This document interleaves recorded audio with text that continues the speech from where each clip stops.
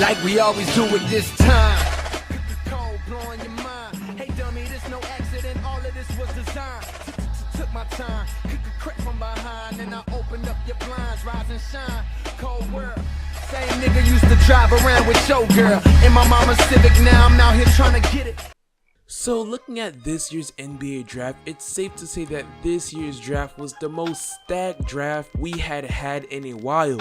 With players like Lonzo Ball, Markelle Fultz, Josh Jackson, and Dennis Smith Jr. and much more, the future of the NBA is looking brighter than ever. But with that said, there has also been a lot of great players in the draft that doesn't get talked about that much or doesn't get the attention they deserve. And the reason behind this is because many people don't believe they'll have success in the NBA. So today we're going to be talking about 4 NBA players that could prove doubters wrong the next NBA season. But before I go any further on, I'd like to thank you guys for 900 subscribers. We are so close to 1K, and for 1K I have a special Q&A video planned, so be sure to leave your questions down in the comment section below and I'll be sure to answer them in the video. Now with that out of the way, don't forget to hit that like button and subscribe if you enjoyed this video. Now let's get right into it.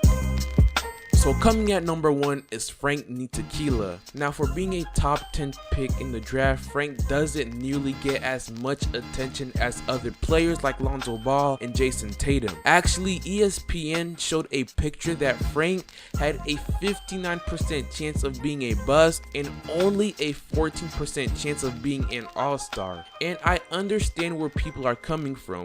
We haven't really seen him play and we just don't know much about him at all. He played in the EuroLeague where he only averaged about 6 points. But again, it's the EuroLeague, which is a whole different brand of basketball from the NBA. So we shouldn't call a player a bust just because they played in the EuroLeague or they came from the EuroLeague. But the reasons why he could prove his doubters wrong the next NBA season is because he is a 6'5" point guard and has a long wingspan, which could make him a very good defender in the NBA. I could actually see him being a 3-and-D type player, and let's not forget that he has a great basketball IQ as well, and I could see him fitting his role well in New York alongside Tim Hardaway Jr. and Kristaps Porzingis.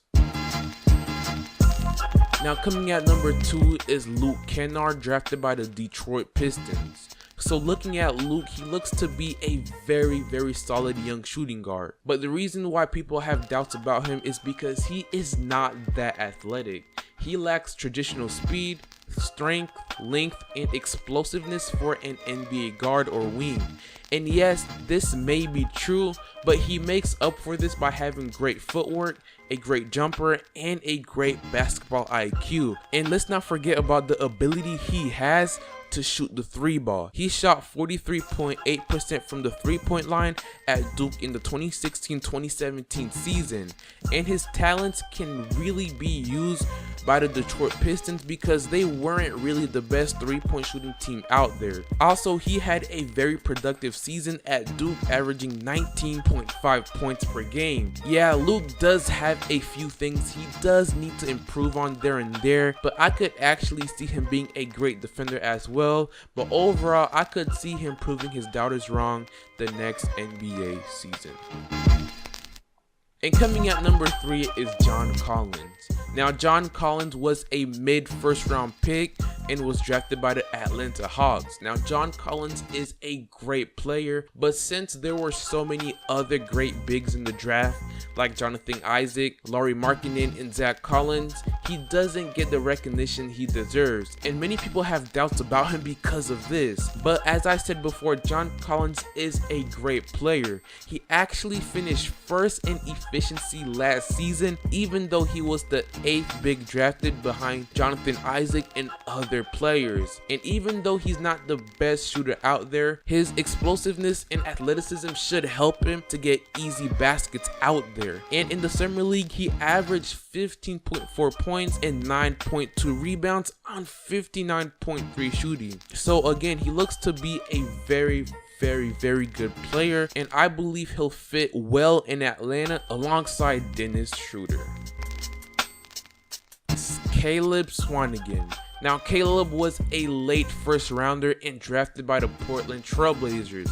And looking at Caleb, he has a lot of doubt. At 6'3", he lacks the build for a center and the foot speed to guard players on the perimeter. And he isn't quick off the dribble or explosive around the basket. So again, there's a lot of room for doubt about Caleb. But despite all of this, he is a very proficient player in other key areas. For one, he is a great rebounder, having 22.5 rebounding percentage at Purdue, and with a 7'3" wingspan and nose for the ball, I think he will have great success under the basket. More importantly, he already shown that he can score, where in the summer league he averaged 14.9 points and 10.4 rebounds, and he also earned a first team honors, and he has also improved on his jump shot as well. Last season, Caleb shot 44.7% from 3 and 78.1% from the line, and with a great work ethic and a great coaching staff, I believe he'll be able to prove all his doubters wrong the next NBA season. But yeah, let me know what you guys think in the comment section below, and if you guys did enjoy this video, don't forget to hit that like button and subscribe for more NBA content. And again, thank you so much for 900 subscribers, and don't forget to leave your questions in the comment section below. I hope you guys have an amazing day, and I will see you all later. Peace. Pull up with a stick, let it hit. Pull up with the stick, let it hit. Pull up with the stick, let it hit.